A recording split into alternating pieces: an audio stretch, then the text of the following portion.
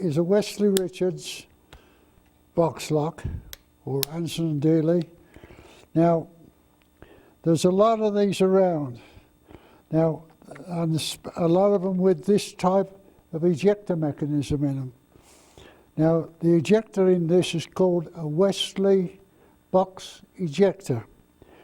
Now, there was a predecessor to this particular type of ejector called a Dealey box, because it was invented by a guy called William Dealey, who I believe at one time worked for Westley Richards. Now, there are a lot of guns around with this type of ejector system. And if you're repairing guns, you better be prepared to get some in that need adjusting, repairs, whatever. They're very, very common. And the ejector mechanism itself is like two little gun locks side by side. That's the best way to describe them. And they're all in this box that fits on the underside of the fore-end iron. Now, it's held to the bottom of the fore-end iron by one screw, and you take the box out, you take out the one small screw, I should say pin. I'm becoming more Americanized, I'm talking about screws. Now, take that out. Now, the little pin's out. Now, then the box, just with the ejector kickers in the cock position, it just pulls off. There's a couple of little pins which are an integral part of the box that go in two little holes in the back of the knuckle of the fore-end iron. And there it is, complete ejector system, all in a box. Now, the predecessor to this particular ejector system was the Dealey box, and the way to differentiate between the two is as follows. Now, the Dealey box, gosh, that's run out. We'll have to use a different colour, green.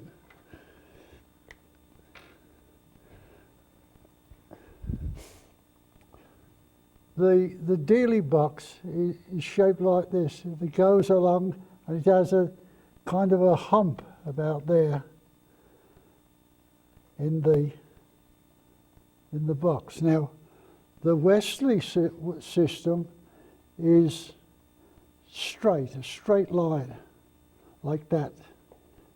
It doesn't have a hump in it.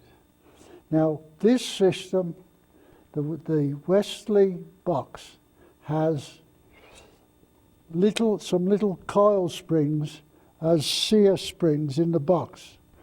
The Dealey has some little tiny thin springs which are held by a little dovetail in the edge of the box that lie along the bottom side of the box. That's just about there.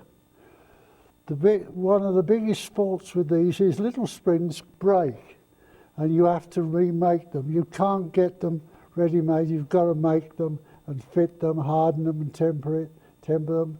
That is one of the common faults with that type of one. Now, another thing with the Dealey one, you'll see that the end of the hammers or ejector kickers, and also the end of the ejector sears stick above the box. Now, in this one they don't, because that is why they put a little kind of a dome in the top of the box to cover up where these were. You can imagine if you kind of put a dome in the top of that box there, it would cover up those two parts sticking out. So that was the original, and Westley Richards modified it like that, put different sear springs in because they realised these little flat springs were a pain and they would break easy. Now, also, there's a different size of main ejector spring in these than there is in the Westley one. Only a little slight difference.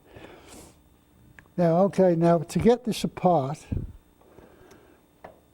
the best way to hold it in lead jaws, and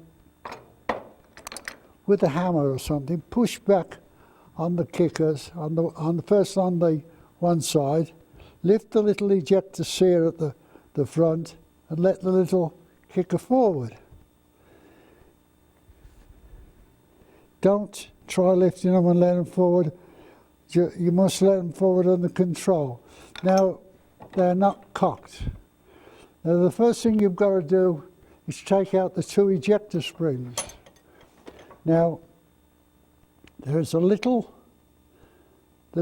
bar, a dovetailed bar, across the back of the underside of the box, which holds the springs down in the slots. Now, all you need to do is just, and it's got a taper on it, and you can knock it out from one side very, very easily with a little punch.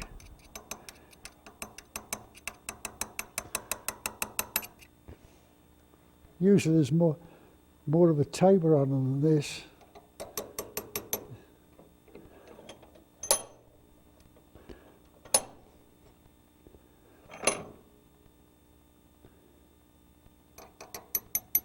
There we go, it's got it moving. Now, just start it moving from the one side, and then you need to you can use a screwdriver or something, but be careful, you don't want to mark your springs. Then hold your spring down and push this little wedge to the middle, and then you can loose it up under control, not like that. It shouldn't jump out. Now that's the ejector spring. It's like a little mainspring. It's got a claw on it, and it's a pretty powerful little spring. Now, that's the right-hand side. Now, the other thing, to get the other one out, you just keep some weight on that, and you can just push out or pull out the little dovetail. It'll just push straight out. And don't forget, and it goes in from the left-hand side to the right, and it has a little taper on it. Now, I'll let this try and let it under control. There we go. And that is the left-hand side one. If you don't see a little mark on it, mark it somehow. You can, instead of cutting and notching it, you can, on the lower part of the spring, just put a dab of colour like that with a marking pen. That'll do. Now, as I say, now if you'll find that you'll get some guns in with one of these broken. Now you can get these from a spring maker in England, but I don't know what they cost. And also you can make them yourself, but you've got to know who the spring maker is.